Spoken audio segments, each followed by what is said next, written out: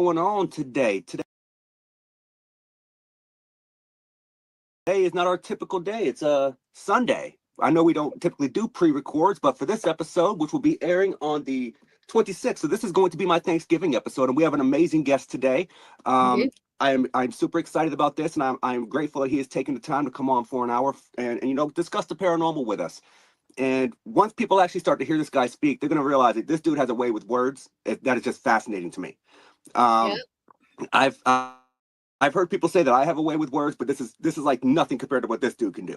So yeah, I told you when we were talking about we're going to have him on. I said, well, last time I had him on the show, I knew he was really smart, but he's Professor Smart. He's brilliant. So, he just kind of floored everybody with that. So yeah, it's going to be an absolutely great show, I think. I didn't write down any questions for this one. We're just going to kind of freeball it and go with it. So It's going to be fun. It's going to be a great conversation. Guys, welcome to the Paranormal Unveiled family, Mr. Michael Roscoe. Michael, hello, what is going on, brother? Thank you very much for having me on today. I appreciate that warm and kind-hearted introduction. I'm excited to have this conversation with the both of you. Of course, I've spoken to Gwen on previous shows, but yes, Nathan, we've never actually had a chance to sit down and talk outside of just seeing each other at the Paracon. So thank you once again. No, I am more than happy to have you on. Thank you for coming on. So I want to start off the conversation by asking you. I assume that it's an assumption that you didn't always have an interest in the paranormal. Is there something that happened that got you into wanting to research and look into the paranormal? Honestly, my introduction into this subject at large occurred back in like the late 80s, early 90s, when, some of this information wasn't so easily accessible and you had to go to a library or have a friend who had a book. And generally, that's what I started doing, collecting books on certain hauntings. A lot of these were very much based in an antiquated senses. So they were famous cases like the White Lady in the Castle over in England, just things that people have been looking at for years upon years. And I grew this fascination once I really started listening more to Carl Sagan, eventually introduced to Art Bell, not in a very purposeful sense. It's something I stumbled upon. And from that point, I was absolutely hooked. But I always had this sense of intuition that I couldn't necessarily place until I was around maybe 11 or 12 years old, when this channeling started to come a little bit clearer to me. And within this expression, I told my folks, and my parents weren't incredibly spiritual individuals. They were more on the religious side, but were very open to psychic readings. My mother talked to one of her constituents and said that this woman wanted to read me at 12 years old and felt that it was very important that we had this event. So long story short, I did go for this reading. She told me some very general things about myself and perhaps my past, going into, old soul sort of verbiage and what have you. But she looked at me and said, well, you're a natural healer. I said, what do you mean? She says, well, you could do the hands-on healing. And we didn't necessarily have a typical name for it back in those days. Obviously, we know the modality is Reiki today, amongst other definitions, but it was hands-on healing for us. And she said, I have a gentleman who would basically take you under his wing and you could become this apprentice in a less formal sense than I'm making it sound, but let me introduce you to him. So she does. And I joined at 13, a healing group down in Willimantic, Connecticut, which we met every week. I think it was on Tuesday nights. I dragged my father to this half the time, but again, he was open to it. And that's when I started really becoming entwined with the world of energy and what we would consider the paranormal going forward. I ended up reading a book by Betty J. Eady called Embraced by the Light, and that really propelled me into not only the research, but opened me to experiences that have basically followed me ever since. Interesting. I mean, and I've got a lot of books in my paranormal library, but I don't think I've heard of that one. It's one of the most famous near-death experience cases that's ever been recorded or documented, and it took me a little while to find her, but I eventually did have her on the show about 2 years ago. And I'll tell you, that was incredible for me, because she was the woman who inadvertently had put me on that path. As humble as she is, she's just delightful. Interesting. So since we're on that topic, and you brought up NDEs, right? Mm-hmm. I've noticed that a lot of people that develop psychic abilities later in life, it seems to be it seems to happen after they have had an NDE or a near-death experience. Do you think there's any kind of correlation or relation to people who have near-death experiences and the development of psychic or clairvoyant abilities? Absolutely, because you are now put into a realm that's a lot more expressive, and it thins the nature of reality we understand in terms of the physicality. And you can find the same sort of affect with people who practice transcendental meditation, those who actually spend more time in the paranormal world intentionally. I mean, there are many different facets of different avenues that can be explored to come to the same effect, if you will. Interesting. Yes, yes, I get exactly what you're saying there. So something that I like to ask when I'm on the topic of psychics and mediums and stuff, I know that some people will refer to themselves as a psychic medium, some people refer to themselves as a medium, some will refer to themselves as a psychic. Do you feel like there's a difference between a psychic and a medium, or is it basically the same thing based on the same premise, just different aspects? I'd say there's a redundancy there, and it's more our brains trying to compartmentalize and understand that phenomenon at large, because there are many different aspects that are visited each time somebody decides to go into that realm. And yes, there are certain people who are perhaps better at premonitions or contacting certain deceased relatives versus archangels or going beyond that. So there are specialty areas within the world of clairvoyance that I think people sit underneath a certain definition in an umbrella sense, if you will. Interesting. Yes, that makes sense. That makes sense. So can I ask you, what is your opinion on cryptids?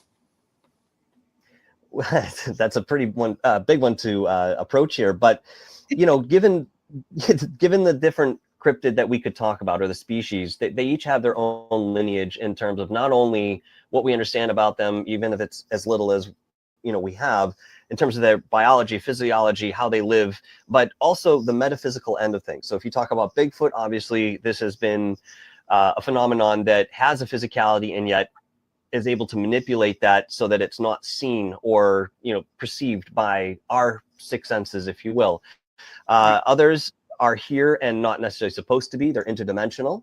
I've met many people who have had those type of experiences with beings that were there 1 second, and then the next moment they were absolutely gone, either to return again or never to be seen again. And the Dover Demon, actually over in Massachusetts, I'm sure you're both familiar with that, is a very good example. And yet at the same time, I believe that there are creatures that live deep within our hollowed earth, not necessarily hollow earth the way that people would describe Admiral Byrd in the way that his journey went, but like a cavernous earth where there are pockets of subterranean life that are not necessarily reachable unless we are very intentional about that. I mean, look, we drilled into Antarctica, into that ice, and I think Russia was the first one to get all the way down through this and finding this lake bed, which we now know it goes over 400 different lake beds that are underneath the ice, all harboring different microbial life at least. I think there's a very big possibility that there are areas that we just have not explored that does harbor some of this more what we would consider extraterrestrial life, or at least in appearance and existence. Right.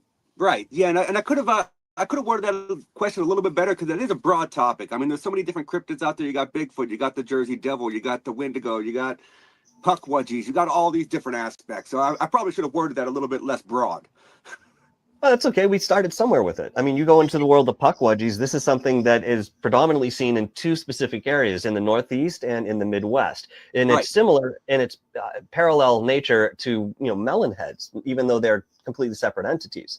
I did have one experience with a Puckwudgie, the way that I would describe it, and this happened back in 2017 in Northborough, Massachusetts. Now, I have had experiences with the paranormal with entities that were non-human following me home, and I do believe, going on one of your original questions, that did thin the veil for me a little bit easier.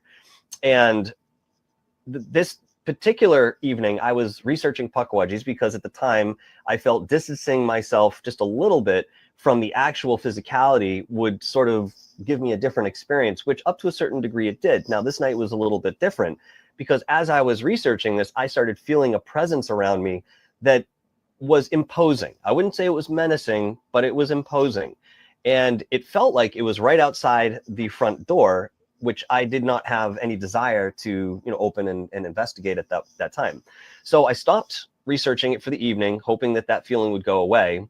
And my girlfriend at the time came home about an hour later came in the house, looked at me. She goes, "What's outside?" I said, "What do you mean?" She says, "This little 3-foot being in the bushes. I don't feel good about. What is that?" I'm like, "Well, for all intents and what you need to know here, I don't know." But I knew exactly what it was. And that's just part of the nature of a Pukwudgie. You can think about them and you literally call that energy to you. So that's interesting, because I know that there's another Native American sect that has a similar legend known as the Memegwese. And it's a very similar being, almost identical in stature. I think the only difference is they don't carry around the quoted poisonous spear tips that the Pukwudgies seem to carry. But that's interesting that you could actually put out that energy as far as a thought and attract them to your location. So That's yes, awesome. and yeah.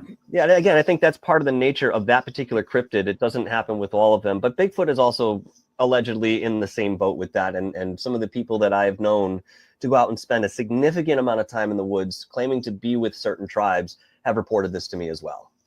yeah, and Bigfoot's all a whole other being altogether as far as the interest of that goes, because there's so many theories as to what it could be. Some people say it's a flesh and blood animal. Some people say it could be a gigantopithecus. You have people out there who say it could be an interdimensional being. You even have some people out there who claims it's a hairy ghost. Like it's so strange the amount of theories that people have about Bigfoot. So, guys, I have a question. Yeah, go ahead. You guys don't mind? A Pukwudgie, I know that they're not supposed to be in the southeast. What would be similar that you guys maybe know about that would be in the southeast? I live in South Carolina. And, of course, I have a reason for asking, and I have not researched it. So, to my knowledge, that in that area, I don't know of any. But it's definitely worth researching. I would say the same thing, echoing that sentiment. I'm not familiar with anything that's come out in that terms of parallel existence, but it doesn't necessarily mean that there aren't things happening down there. But just before we move on, I wanted to make one comment on the Bigfoot that Nathan just mentioned. There's no other species of cryptid that by state, by country, by province, has its own strain of lineage. Where you have a skunk ape down in Florida, you have different looking Bigfoot up here in Connecticut. We have the barefaced Bigfoot. So to me, there's more credence in that overall evidence because we are classifying these different sightings as the same species but different lineages. So I just wanted to put that out there. No, that's a great point. That's a great point. Because, in Florida, you have the skunk ape. In Alabama, I think it's called the wood booger. Up here, you have the wood devil. In Australia, you have the yowie. You have the yeti. You have the orang pendek. I mean, it's everywhere. Yes. And it's very intriguing that all these different cultures have this same creature, but yet there's so many people out there to say there's no way this thing exists because we haven't found one. Allegedly. Allegedly. Allegedly. So when it comes to the paranormal, do you think you've ever had an experience as far as contact with a spirit or seeing a spirit that just made you step back for a second and go, wow, what was that? Yeah, all the time, to be quite honest with you. And it started with these investigations back in 2008 and 2009, where I went to 2 separate locations that had these non-human entities, and they ended up attaching to me. The first one I knew about, this was from the Rutland State Prison Camp, which I don't recommend anybody go and try to find, because this was brought into this physical space by a group of people that had no idea how to put it back from where it came. So it just sort of wanders around the property and is very predatorial. And that's in Vermont, correct? No, this is in Massachusetts. I've heard of it. So I'd been there countless times, upwards of 15 to 20 times prior to this happening, but it just so happened that we were filming a pilot for a television show at the time, so I really wanted to get this location. So my other investigator, who is no longer in the field, had mentioned that there was another investigator that had gone about 8 months prior that had this thing exorcised off of her. She was dealing with it for the better part of 1 year. I only got it for 3 months, thank God. But I mean, I've talked to her as well since then, and we have a lot of corroborating characteristics that we know of this specific entity. So we know it was the same one. And of course, being smart, I didn't go over to the area I was told not to go. Unfortunately, it came to us. And I could see it in physical form. I could see it even more prominently in my mind's eye. It came with what I would describe as legions of smaller energies that seem to be uniform in some sort of discipline. And this phenomenon surrounded myself and my team before this other entity walked into the dwelling that we were in, which was the root cellar. And the entity itself was probably about 7 to 8 feet tall, hulking, big, dark red eyes and he had an anger, a fury that I've never come into contact with before. There was no casual communication. It was always screaming at the very top of the lung. And that was my introduction to that entity. The second one, I went to a graveyard in Douglas, Massachusetts, and this was with a group of people. And, you know, I never really wanted to travel with that many people, too many energies getting involved. And at the time, I didn't even realize that one girl had had her own exorcism experiences years ago. This lent, I think, to whatever we encountered there. But what I've come to realize is that particular one was what we know as a watcher spirit. So that watcher spirit doesn't necessarily have anything to do with the site itself, but it's been assigned to protect it. And for whatever reason, it came after me. Now, the curious thing about this is that back in 2022, I believe it was, I had the feeling to revisit this graveyard. Now, I can't go back to Rutland because the other investigator I mentioned did do that, and she got that thing again for another year. Oh. So I've just decided never to go back to that location, unfortunately. That's fair. Yeah. But this other one, I had a feeling that I could perhaps create an ally with the way I would move forward with this. So I dove into meditation and I astral projected to visit that site. And I saw a myriad of different energies there who all kind of looked at me and going, what are you doing here? And I stated my purpose. I said, I'd like to come back. I'd like to make amends. I did not mean anything disrespectful. I'm coming by myself and the original person who brought me to this location. And I'd like to, smooth this out. So I was given 3 things from Spirit to do in order to make this happen. The first was to make a small donation to the town regarding the keeping of this graveyard, which was no easy feat because it took me a while to find somebody in town hall who knew what this graveyard was. Bring flowers, leave them at the entrance. Okay, was the second. And the third was tell no one how to get to this location. We don't want to be disturbed. So I followed that protocol. And sure enough, I did revisit this graveyard. And while I was standing by the one grave that purportedly holds the last witch that was executed in Massachusetts, I began to feel this energy come up around me. And if you've ever been in a paranormal location where there is this energy, it's unmistakable the way that it just kind of flows over your body right up to the top of your head, and it can undulate or pulse as you feel this and grow in intensity.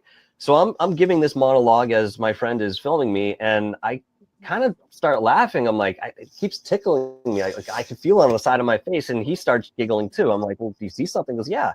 So what do you see? He goes, it's standing right next to you, lapping at your face like a dog. So ever since, I've been welcome to go back to that location because I actually turned that experience around. So I thought that was very significant. Yeah, that's absolutely significant, and it's such an interesting story because, like, you don't really hear about that too often when people can take a circumstance and then kind of switch it around to work out to where you are actually welcome in a location where you typically would not have been to begin with. That's right. So that's a very significant thing. And for the record, for touching on what you said earlier, whether or not you had this attachment for a year or 3 months, 3 months is too long. Attachments suck. Yes. Yeah, it felt like a year. We'll put it that way. And what it did to myself, my body, my mind, the way I slept, the way I ate, it didn't just affect me, it affected other people around me, including my immediate family. So once I saw that and I heard in my head, see what I can do? I said, I'm not challenging you. I didn't even want you to be here, but it said you called and I came. So that's something about the spirit world that people don't understand. You can go to a location and of course, time's over. Once you put out that extension, it may not happen right there where you think it should. It might happen a week from now while you're sitting in bed reading a book, but they come. And once they come, they honor that. You need to honor what you called them for. Yes. Now, and that's absolutely true. And that realistically can happen at any single location that people go out and investigate as paranormal investigators. You can call out to energies that you don't even know you're calling out to. And that could happen anywhere, not just cemeteries, not just old prisons. Like, it could be just a regular abandoned building you're walking through. You have no idea that there's even a spirit there. And you're calling out to it for some way, in some manner. And then it's like, hey, I like this energy and I'm going home. Yeah. That's I had right. one come home with me from, I used to be a paramedic. And I know I had told you that before when we had you on the show. But I had, and back then I didn't accept all of this. I could see things when I went to, and I did not accept it. So it was very odd for me to come home, and I was sitting in my living room, and I won't forget it. My children were playing and they were doing their thing. And all of a sudden I felt this rush of cold air, and it was almost like it ran in and just stopped right in front of me. And it was like cold enough where I shivered, and I didn't know what was going on. And I was kind of freaking out. And all I knew to do, something in me told me, I had a crystal necklace that I wore. Somebody had given me years ago. Like I said, now I had not accepted any of paranormal, any of that before. And I grabbed it and I put it on, and I called my grandmother, who was alive at the time, and she was very religious. And I asked her, I said, will you pray for me? I don't feel right now. And she did, and things leveled out. Well, the next time I went outside, I experienced the same thing. And I just said out loud, like I said, now, for what reason, I don't know, because I didn't believe in all this, but I said, I don't know what is going on, but, you know, whatever you are, whatever's happening, you know, it needs to stop, and don't be around my children. And, I would say this when I went outside, and I guess it just understood that I was confused and didn't know. If I had done something, I didn't know I had done it. Well, I went back on my records, and I had went to this really old property and picked up this lady who was, we basically took her to hospice care. And from what I get, that was her protector or and I was the last one that was with her when she was still conscious. And that's all. Through the years, I have thought about it so often, and I figured out that I guess I was the last one. So maybe it was like, okay, maybe I'm passing to you type of thing. But it all actually now, funny enough, occasionally I will feel that rush, and I can speak to it and say, hey, you know, you remember me, I remember you, we're good. And I will leave like crystals sitting around where it likes to be, and just things like that. And when I go to cemeteries, I also do the same thing. I leave crystals or little flowers, or if I know there's children's spirits there, I always try to leave something to show them that I'm there to, you know, and we even clean up, like if we see branches down and that kind of stuff. I don't know if you guys do that, but I always try to make it where, hey, I'm coming in peace here. I'm good, you know? So yeah, smart or not, that's kind of how I approach that kind of stuff now. So funny thing is, Mike, I think this is the most I've ever heard her talk on my show. Well, I am on shows. I produce them. I have my own, which I have not started back yet. And I tell Nate, this is your show. I'm your co-host, and I'll pop in. Yeah, and it's my guest show. I'm just the guy asking questions. That's true. That's true. We're hosting him, and he is awesome. So, you know, when I had messaged you recently and said, hey, you know, would you like to come on before Salem? Nate picked it up, and I was like, yes, because, you know, me and Nate think, okay, I had this funny thing happen, and Nate's going to flip out. Somebody called you my work husband.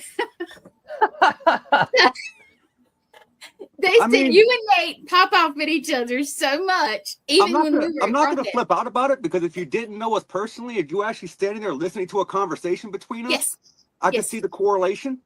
Yes.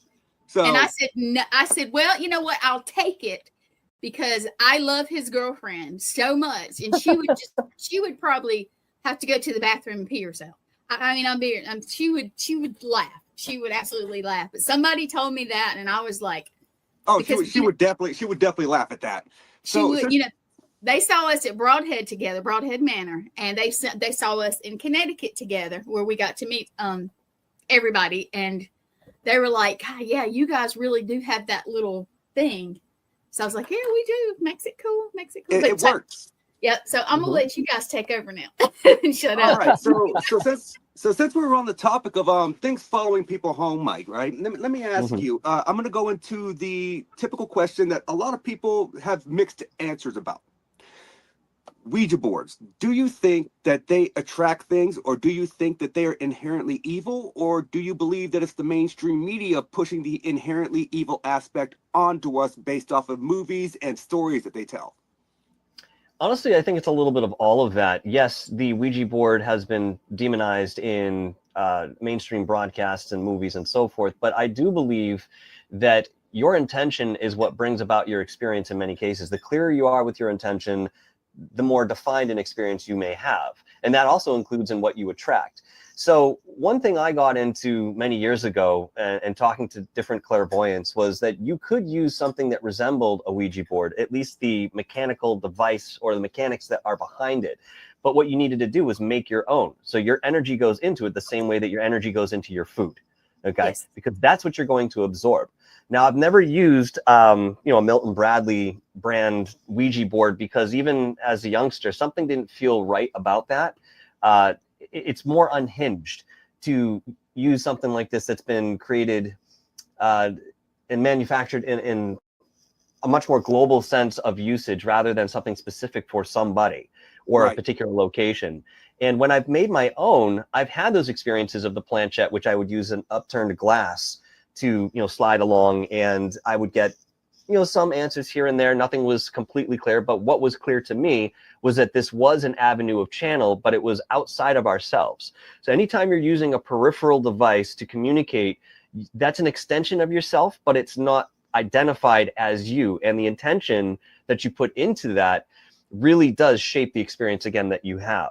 So while I would never recommend that anybody use a Ouija board that way, there are so many other avenues to take in terms of connecting with spirit that are available to us today.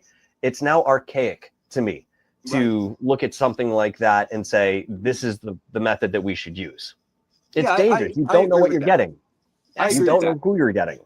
You don't know what energy's already on it from somebody else either. That's the big deal with me. I don't. That's another thing. I mean, I have a good friend who you both probably know, or at least one of you, Rich Giordano of Goof On, who I've heard of him. Yes. Yeah, who's opened up Ouija sessions upwards of 500 different times and never closed any of them. Well, at some point, his throat started getting really sore. This is about 6 years ago. And it was to the point where he ended up having to go to the hospital. And when they did the initial checkup, they said, this is a weird question to ask you, but are you a sword swallower? He goes, no, what do you mean? He goes, because the inside of your larynx and your trachea, it's all bruised, like black and blue bruised, like something has been grabbing your throat or you've been swallowing swords, jamming something in there. And he said, no. And since that time, he's fallen incredibly ill. And I mean, for now, again, looking at where he's just coming out of it now, about 5-6 years of being violently ill on a regular basis. And even the times that I would speak to him, personally on the phone, there were activities happening in his house in real time. And I kept saying, go back and close these. But there were 500 sessions. So people have these experiences, and I'm not saying definitively that that's what caused this for him, but on the tip of our tongues, this has been, a reason that he's undergone what he's undergone, honestly. Yeah, and I feel like for me, not closing your session if you decide to use a Ouija board is one of the most dangerous things you can do as far as spirit communication using one of those devices. Yep. That's right. Absolutely. And people need to understand that. If you're going to open a door, you have to shut it. Otherwise, you leave the door open to your house. Okay, you go to bed at night. Well, the next thing you know, you wake up in the morning, there are raccoons and all kinds of wildlife in your house. True. I would welcome a raccoon. Yeah, that's different, right? I would welcome a raccoon. I do love me a good trash panda. Oh no. Yeah, they're cute, but they're make a mess. Oh, I know. But so going off of the theory, speaking of the Ouija boards being, a divination style tool, and they are kind of archaic, like you said. So would it not, in my opinion, this is how I look at it, any tool that we use in the paranormal is technically in a format of divination tool.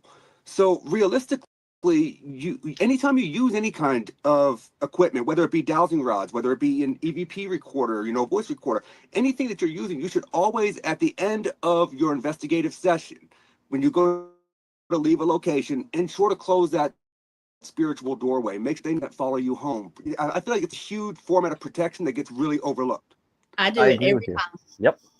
I do it every time. You have to, because otherwise that's when you run into problems, and it's easier to truncate something like that initially than it is to deal with it after the fact. Yeah. Right. I mean, even with my entities, especially the first one, I talked to that investigator who had warned me about this. I said, look, I think I caught this thing. And he kind of laughed. I'm like, what are you laughing about? This sucks. He goes, no, well, now we have a whole process to go through. I said, well, where's that start? He goes, what's your home look like?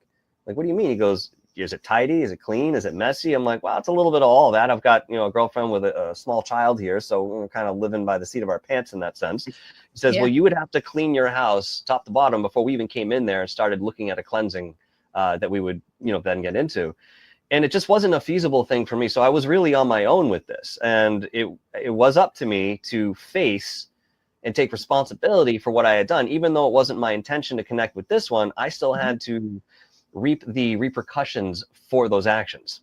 Right. So I don't know if y'all heard that, but right as you started speaking, there was a noise that came from this side of my room. It's Ethan. Oh no. I'm pretty sure it was Ian because it came from the closet. Ian, not Ethan. Oops, sorry, Ian. Yeah, he's wanting he's wanting to talk to Michael. Oh well, he'll get his chance. He's coming to Salem. Yeah, well, I was gonna say he just have to wait a little bit. Yeah, so I don't know if you know that, Michael, or not, because I don't really market him. I have a haunted clown doll in my closet. Interesting. No, I did not know that. And he won't give him to me, so. Nope, I don't market I don't market it out there because I don't want to be known as the guy that has a haunted object. You know what I'm saying? That's not what I want to be known for. But he got such a stir at the main Paranormal and Horror convention that Mr. Danny Perez convinced me to bring him to Salem with me. Mm-hmm. Okay. I mean, Danny knows what he's talking about. And if anybody is out there that I trust in this field, it's definitely Danny Perez and his wife. Oh, yes, for sure. And what we've realized over the past several months is Ian plays off of people's addictive personalities. If you do not give him attention and you have some kind of an addictiveness, it really ramps up. Like I've realized that, I drink from time to time. If I go a week without giving him attention, then I will start drinking heavier and heavier and heavier. But as soon as I go and give him attention, it slowly calms itself back down. Interesting. When's the last time you talked to him? A few days ago. Okay. But yeah, it's an interesting aspect because I've never seen or heard of an object that does that. I've had experiences where, I would enjoy some libations and, maybe there was a period of time I was doing this, every other night or something like that, either with friends or, whatever I'm doing.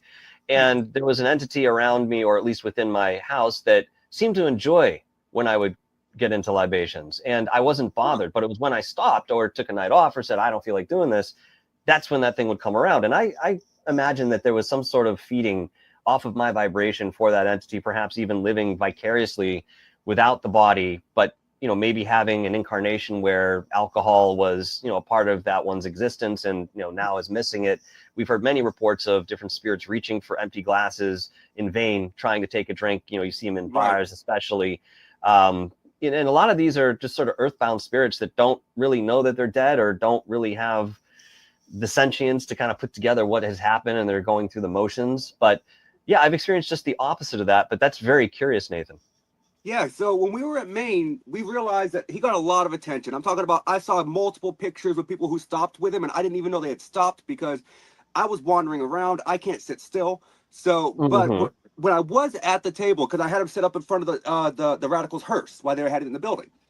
And so when I was over there, what I realized was people were walking by, kind of looking at the object, and then they turn around and come back to it. Like they would, what they would tell me was they felt like they were being called to come back and give him attention. And I'm like, okay, well, I started giving the backstory and giving the history that I know about it as far as what it does, is what it affects when it comes to people. And the odd thing was almost every single one of those people that turned back around to come back and see him were either a recovering addict or in recovery. Oh. That's curious. That is. That's very curious. Yeah, so it's a weird thing, but I made sure that as I was going through, and they were like, "Well, that's weird that he played off of those." I've been in recovery for X amount of years. I just recently started recovery. Oh, I go to Alcoholics Anonymous every week. So it was a weird trend that we put into place. Well, this may be a more of an expression of the character of that particular entity. As we're kind of spitballing here, we don't know much about his life, I would imagine, but we can infer certain things, at least in terms of what that one's desires may have been in physical form. And perhaps there's just a connection with that frequency with people on that path. Perhaps. I know we're doing an experiment. When I bring him to Salem, he is not coming home with me. So he is going home with the Radicals for a year. Okay. All right. I'd love to see what becomes of that. Yeah, so me too. we're running an experiment, and the plan is, if everything goes as we think it's going to, because I've been logging what happens with Ian for like the last year or so. Danny's going to do the same thing while he has him. Him and Lauren are going to keep a little notebook and log it, and then we're going to get together after this time frame and compare notes. That's fantastic. That's so fantastic. And then Ian's going to come back home to me. I don't want to get rid of him. John Zaffis wants him very badly. John Zaffis said that if I allowed him to have him, that he would let me film a live podcast from inside of his museum. It's a good deal, but a hefty price. Yeah, I don't think I want to do it, but I don't think I can. I don't think I want to give him up yet. No, I don't think so. So I have a funny story that Michael might not remember. When we were in Connecticut, we had our haunted doll with us. Her name is Of course, I remember this. Yes. So we're sitting there, and he's like, not straight across from us, but more like at a left. I'm looking at the front of the, I'm looking at the other tables, and he's kind of a little bit to the left. But we were sitting there, and Thomas Gormley walked up, and he said something, and have you got to talk to everybody? And I said, man, it's so hot in here. I've been running around trying to speak to people, but it's kind of exhausting. And we were talking, and we said something about this one right here, and I swear to you, he could not have heard us. And he stands up and he walks over there. And I looked at Thomas. Thomas looked at me, and I was like, dang, did we talk too loud? And he hear us and think we were talking about? And he said to me, no, your doll winked at me like 3 times. And I was like, that's my girl. That is my girl. That's awesome. Trying to get people to come over. I actually truncated a conversation I was having with a patron who was sitting next to me because this just kept happening. I looked over the first time and I thought I saw the wink, and I'm like, well, that's far enough away. Maybe I'm just seeing things. So I go back to talking to this woman, and curiosity gets the best of me. So I look back over, and sure enough, I see her wink another 2 times, and I'm like, okay, I think I got it. And excuse me, I have to go and check this out real quick. I'll catch up with you. And that's when I got up. Because just like you had said, Nathan, sometimes there seems to be some sort of calling towards. Yes. And that's what I felt as I was, in that experience and walking up to her. That was a very interesting experience for me. And I've talked a little bit about it on other shows since. Oh, nice. But I'll never forget it. It was very, very interesting. Another aspect I think you would find interesting, Mike, and I can send you the pictures when we're off the show. I did an experiment with 3D mapping, trying to see what would happen if I tried to 3D map Ian the Clown Doll. Mind you, I don't take him out of the case. This is probably the second time I've ever taken him out of the case. We did 6 different scans using a 3D mapping sitescape is what it is, because my phone is slightly LiDAR capable, not fully, obviously, because it's not a LiDAR device. But we mapped it 6 or 7 times, and the third map, it mapped 2 separate figures with different facial expressions. Okay, now you're onto something. And I don't exactly know why it did that, because I've never had this program double map anything, and I've been using it for years.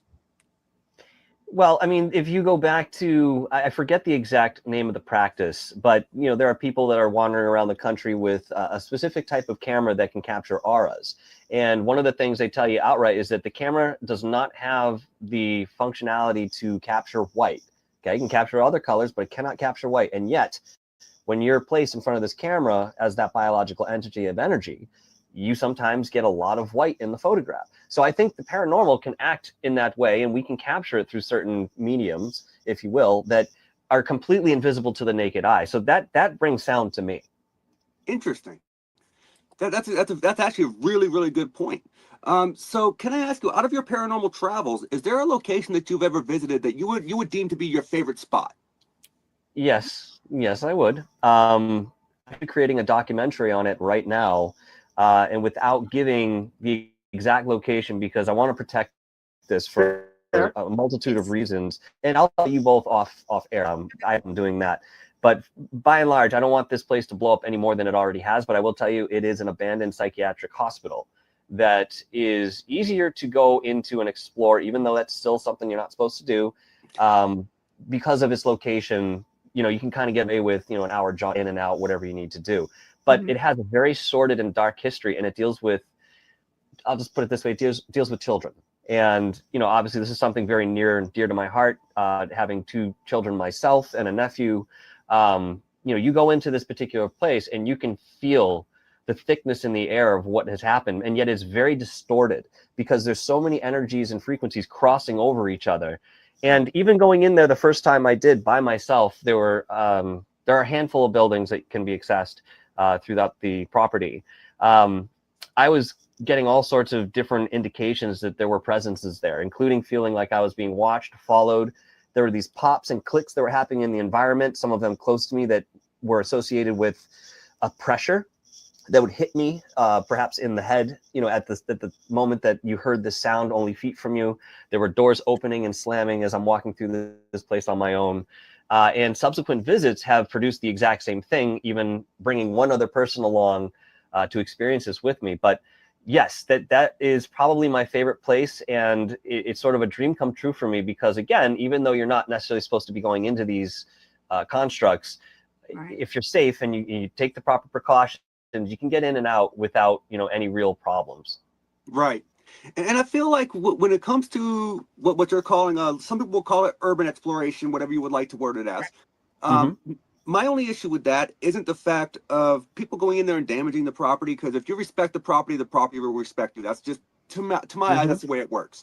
But my thing is when you let it roll, not just the paranormal you worry about. You have to worry about, are people squatting there? You have to worry about, are people just hanging out? Oh, absolutely. That has to be at the forefront of your mind. Forget about the paranormal. You got to worry about other people first. And in vetting this place, which I did extensively, I found that where it lay, it's not a very accessible place for people of that ilk to find some sort of home there, if you will. It's sprawling. It's absolutely sprawling. But you're right. You have to be careful of that. Yeah, because I think a lot of people would do that. They rush into these places. Like right down the road from me, maybe 5 minutes, there's an abandoned scythe mill. Place is really cool. I go in there and explore it all the time. But it's falling apart. So it's more of a danger of going in there just because of the conditioning of the actual facility, not necessarily because you're going to run into people. You know what I mean? So that's another factor. Yes, and again, when you're vetting these places, you really have to take stock of the condition of the buildings. And one of the reasons that authorities don't really want people in the buildings outside of the obvious is, the fact that there's lead in the paint, there's asbestos everywhere. The reason that these buildings aren't being raised, or at least a partial reason, is because of that asbestos and how much it would take to clean that up. We're talking millions upon millions and millions of dollars just to restore one of the buildings, let alone the rest that are on that particular property. Right. But thankfully, these buildings are very sturdy. They were built back in the earliest part of the last century, and most of them are cement and brick. But some of the wood and roofs are caving in and rotting away. So you just have to be mindful about where you're going and always watch your step, because you never know what the floor underneath you might actually be. Exactly. True. And when it comes to these kind of locations, I'm going to go kind of a little bit of a tangent here. Medfield State Hospital in Medfield, Massachusetts, for years they've been talking about possibly renovating this into low-income apartments. Do you think that's a good idea? Well, they did it with Danvers, and I actually my brother-in-law's grandparents lived there for quite some years after they had renovated, and I've actually visited the buildings themselves. I think in a lot of cases, there's a precaution that you might want to address when deciding to develop on a property like that, or sacred ground involving Native Americans or other indigenous people. But developers don't care. They're after that dollar sign. And most people that move into a place like that don't have that awareness that that's what it was. Now, in Danvers' case, obviously this was a historic site, and they kept the outside facade intact. So that main administration building still pretty much looks like an administration building from back in the heyday. But I've had mixed experiences with people who have lived in those places. Some have experienced paranormal activity, others have not seen a darn thing. So it really goes probably into the sensitivity of the people that are living on the property. And for those who are more sensitive, it's going to be a hell of a time. Right. And that would be my concern, is people who move in there, knowledge of what actually was, and then they get in there and realize, well, what is going on that they don't realize that they have. Absolutely. Or they're going through something traumatic, or they're already vulnerable in another sense. They're going to, have this opening within their auric field metaphorically, that will welcome in those type of experiences, especially if those energies are looking for something like that, because you have to look at the nature of what had happened on those locations to specify what those experiences could possibly hold. Right. And that's a very, very good point. So let me ask you, since we know that the Salem Paranormal and Horror Convention is coming up very soon, so how did you get into DJing for this event? Like, how did that come into play? So curiously enough, I used to spend hours just researching different people, or people would connect with me and say, I'd like to be part of the show. I like what you're doing, blah, blah, blah. So I would, go into that process. And I don't remember exactly how I met Thomas and Charles, but nonetheless, we did get into talks about doing a show. Now, enough, we missed schedules. We just had 2 different times that we were supposed to be on. And I got into it with Charles on the phone at some point, and we were yelling at each other back and forth. And, I use that word lightly. I mean, we had a disagreement, and he was obviously emotional about it because he wanted to come on the show. He wanted to be a part of that. And so, I apologized profusely, and I said, all right, let's just start over. Okay. Let's go on at this time. And we did. And Thomas came along, and that was my introduction to them. It was a short period after that I kept in touch with Charles, specifically at that time. And he said, hey, listen, I've got this Paracon that I do. I think you'd be a great host. I like the way you talk. I think your presence is, formidable. Would you be interested in doing this?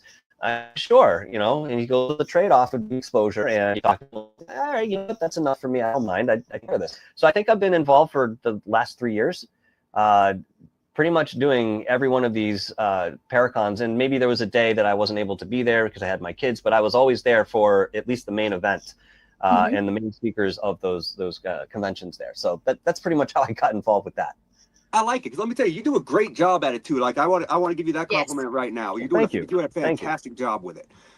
So do you ever feel, or have you done enough of these that you no longer feel this way? Like in the beginning, did you feel nervous getting up in front of in front of everybody? No, because, since I was probably 12 or 13, I've been a performance artist. So whether it's music, whether it's stand-up comedy, whether it's radio, you name it, I've always been on a stage. So I've been very comfortable. But just a note on that, if you don't feel a little bit of stage fright, a little bit of nerves before you go and do a performance, the performance it's going to flop. And for a reason, that mentality has always stuck with me, and I've always experienced it that directly, when I feel a little bit of those butterflies, I now see it as excitement, and I know what I'm looking at going forward because the energy is there backing me, and we're going to have a fantastic display, whatever that presentation may be. So just the opposite, if I'm not feeling, I'm like, uh-oh. And that's 100% a good way to look at it, because let me tell you, I don't think there's been a time, and I've done quite a few speaking spots now, where I did not feel like that gut instinct that that feeling of the nervous, like you almost want to throw up, and you start shaking a little bit. I don't think there's been one time I've gotten up to do a speech that I didn't feel that, and I was thinking in my head, oh, I'm going to suck at this. This is going to flop, and it ended up going fine. Yep. Well, you have that energy behind you, and it's not something that you can necessarily describe or put some sort of tangibility to. But I feel in those cases, just to kind of take it a little bit further into my own opinions, your guides, your energetic protectors, everything that is you in that larger sense comes and convenes with you in that moment. Because when you're on a stage, in most cases, you are very directly in the moment. You're not thinking about work, or you're not thinking about something outside of yourself. You're right there in front of that audience, providing them with whatever content that you're there to talk about. And being in that present moment is very powerful. And I think that a lot of people do experience that. Interesting. Yes. So we're going to move on from that now, because I did have a question that I wanted to ask you before, because I see we got about 12 minutes left. So before we get into the ending questions, I had a few other things that I wanted to get your opinion on, just because I love the way you think. The way you think fascinates me. So what is your thought on people that, how do I want to word this? People creating energies, people thought forms, egregores. Well, give me an example of what you're looking on here. So, like, if you go into a location and many people have been there, and you're looking for one specific entity that no one is even sure it exists in that location, but so many people output that energy into that location that it almost resonates back, creating a spirit that wasn't there to begin with. Absolutely, 100%. I believe that's a phenomenon. In fact, in many cases, there have been places that aren't necessarily haunted, but they act like they're haunted. And it might be a dynamic within the owner or the family that's living in that place. And this could go into the realm of religion, superstition, I mean, you name it. The intention behind this is so large that, you know, it's not something we can really quantify as of the moment. We just don't have the tools to do it. But because we are such larger entities than what we see in the mirror, exploration, and sometimes it's subconscious. We do create this, but not, you know, you mentioned multitudes of people looking at a specific place and that energy culminating. Well, I can bring a parallel to this: prayer. Okay, you get a whole bunch of people praying for one specific thing, and that energy is directed, pinpoint. That's more likely to manifest to the reality because the attention is there to make things at our core. That's what we come to, or we're destroying. It's still a creation of our own volition, but going en masse into that energy, you have so much more amplitude behind it. So yes, there are many places I would consider not necessarily in the traditional sense, but influence to the people, or maybe one or two notion about that place, or convictions that stand within the realm of the paranormal. Yeah, and that makes sense. And I love the way you compared it to prayer, because that's a very good point. Some people call it speaking into existence.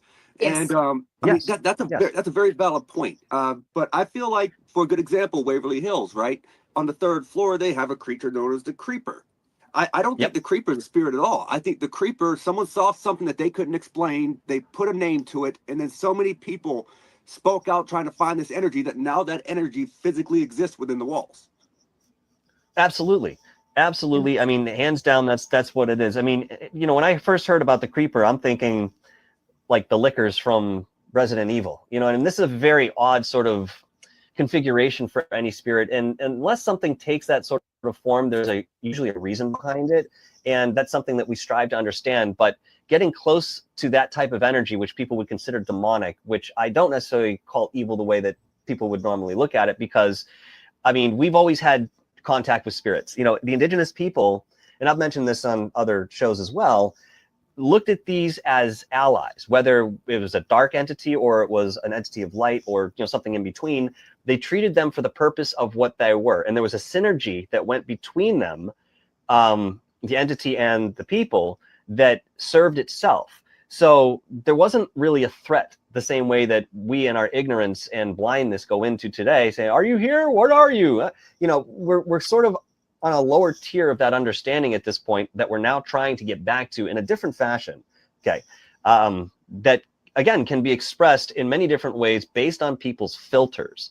So folks have to keep that in mind. And when we talk about definitions and who you're actually talking to, there needs to be some sort of evidence behind that. And there are cases that have been completely upturned because we knew a history about this particular individual who died in this location, and then we come into contact with it. It's clear in its communication. It says, no, actually, this is what happened to me. And we go back to try to corroborate that. And sure enough, we find physical evidence that was overlooked, whether it be documentation or otherwise, that supports that version rather than what we knew.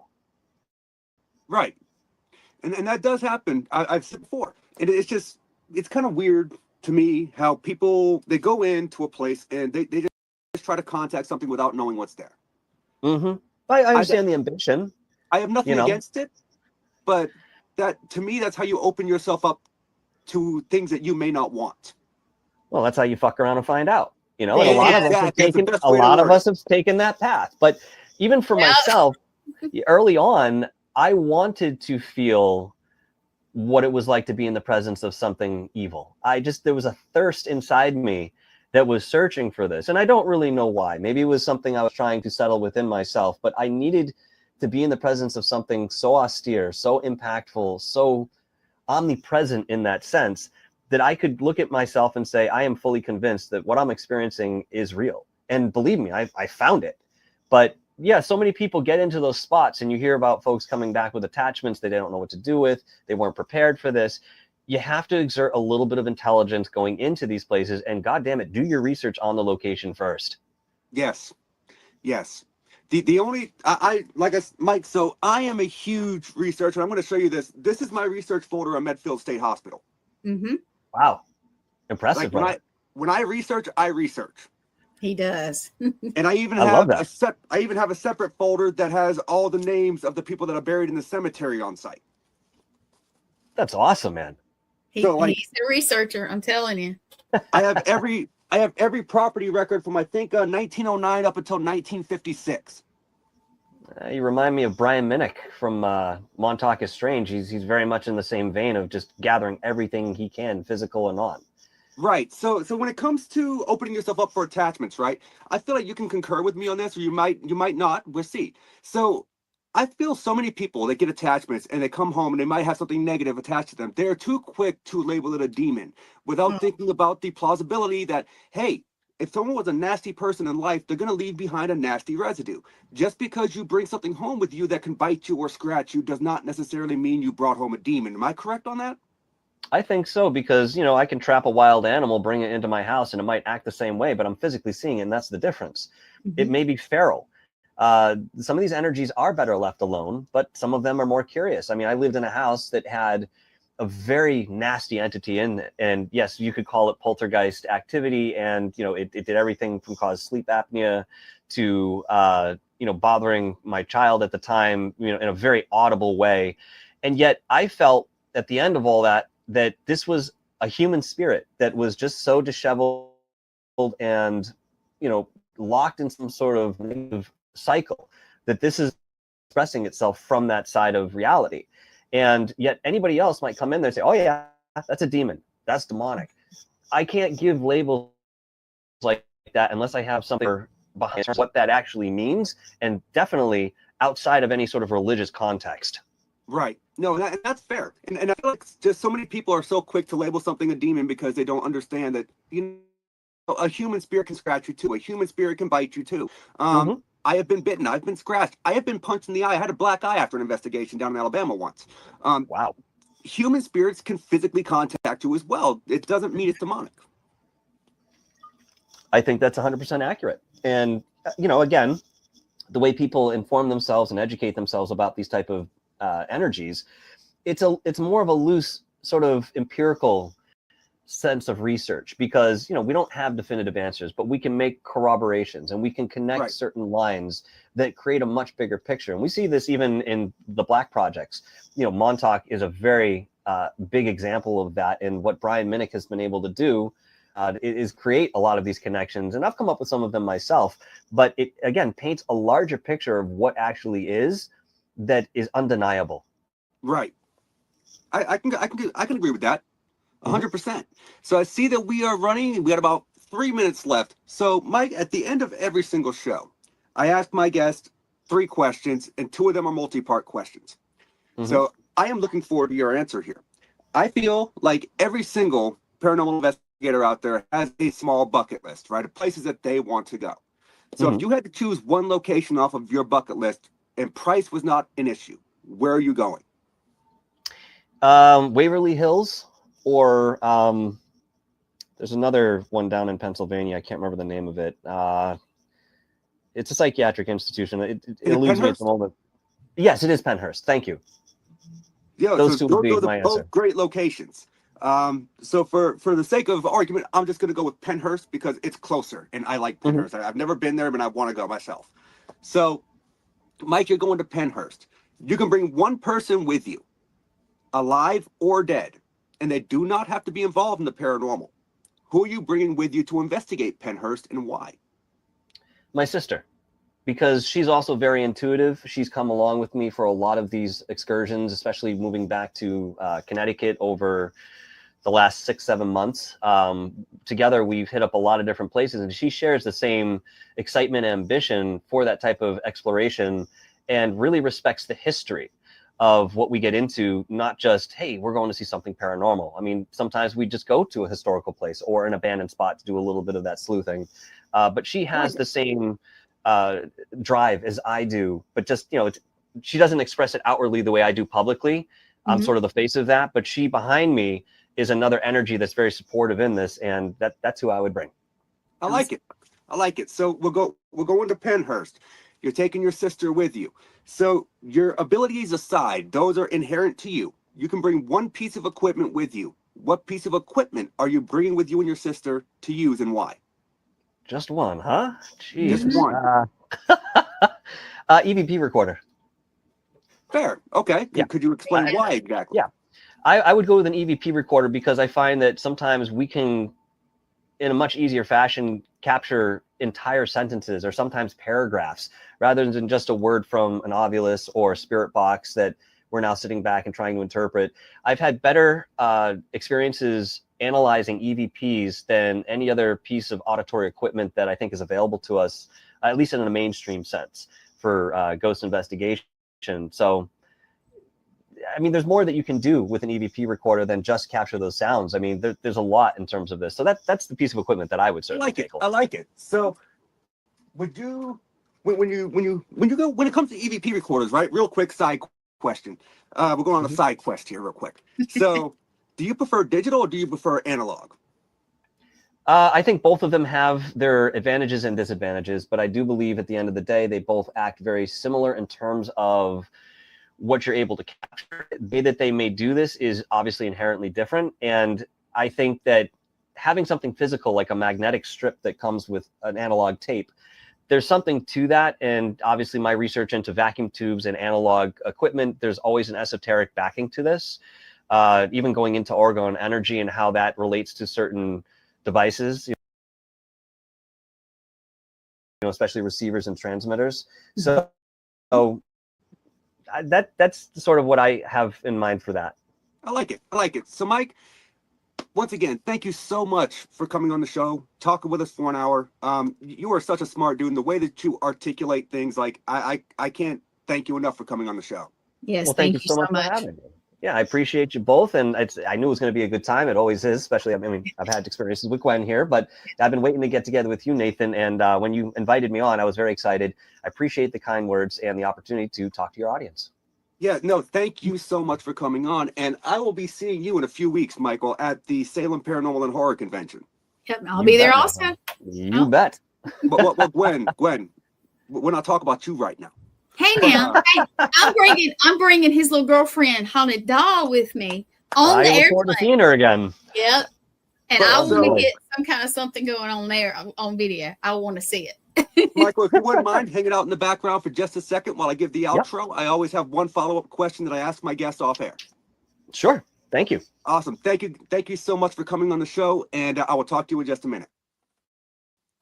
All right. So that, guys, was the Paranormal Mr. Michael Roser. So let me tell you, this dude, listening to him talk, I could listen to how he speaks for hours just because of how he talks. The way that he could string words together and put it so eloquently. Yes, I used a dictionary word there. It's fascinating to me. It's amazing. But guys, that was the Paranormal Unveiled podcast, the Thanksgiving episode with Mr. Michael Roser. And I will see you guys next week. Same spooky time, same spooky network. Y'all have a good night. Good night.